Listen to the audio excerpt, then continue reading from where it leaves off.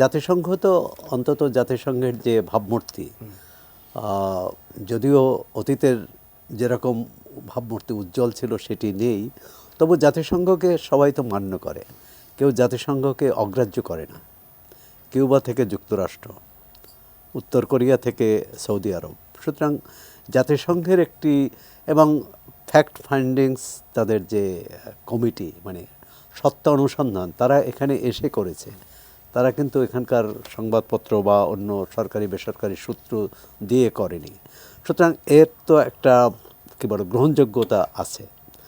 এখন আমাদের বিশ্বটা চলছে তো নিয়মকানুনের মধ্যে চলে না। আমাদের রাষ্ট্র যেমন নিয়মকানুনের মধ্যে চলে না, বিশ্ব, আপনি দেখেন জাতিসংঘ বাংলাদেশের এই গণহত্যা নিয়ে রিপোর্ট করেছে, খুবই আমরা মানে আমরা স্বাগত জানাই। কিন্তু গাজায় কি তারা করেছে? বা অন্য যেখানে গণহত্যা চলছে সেখানে করেছে? সেই বিতর্ক বাদ দেই। আর যেটি মান্না ভাই বলেছেন, বাংলাদেশে জুলাই আগস্টে যে গণহত্যা হয়েছে এটি প্রমাণ করতে জাতিসংঘের কাছে যেতে হয় না, কারণ এটা আমাদের চোখের সামনে ঘটনা। কে দায়ী সেটা নিয়ে তথ্য প্রমাণ এবং সাক্ষ্য প্রমাণের ভিত্তিতে তার বিচার হবে। আবার বিচার না হলেই কিন্তু সেই ঘটনা অসত্য হয়ে যায় না। শিয়া বাটার ও ভিটামিন ই সমৃদ্ধ lily glam beauty soap. Lily, always beautiful. মানুষ মারা গেছে, আওয়ামী লীগ ক্ষমতায় ছিল, শেখ হাসিনা প্রধানমন্ত্রী ছিলেন। সুতরাং এর দায় তাদের নিতে হবে। সেই দায় দুই ধরনের, এক হচ্ছে নৈতিক দায়। আওয়ামী লীগ কিন্তু এখন পর্যন্ত নৈতিক দায় স্বীকার করেনি, তারা একটু দুঃখ প্রকাশ করেনি, ক্ষমা চায়নি, বরং ঔদ্ধত্য প্রকাশ করেছে, যে কারণে বাংলাদেশের মানুষ 5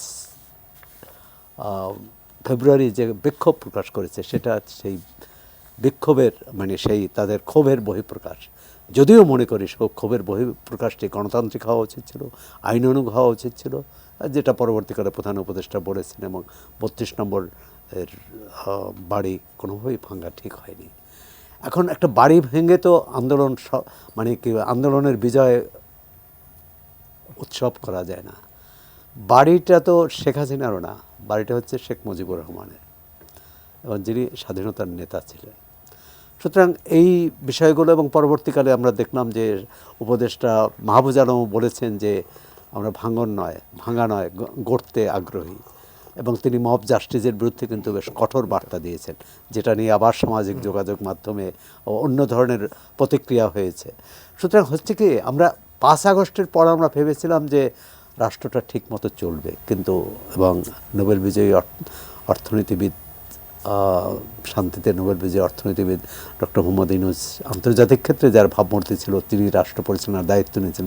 সব শ্রেণী পেশার মানুষ, এমনকি আওয়ামী লীগেরও, মানে পতিত সরকারের সমর্থকরাও এটা গ্রহণ করেছিল এবং তারা স্বাগতই জানিয়েছিল। কিন্তু গত 6 মাসের তাদের যে রিপোর্ট কার্ড যদি বলি বা পারফরমেন্স, সেটি খুব সফল নয়।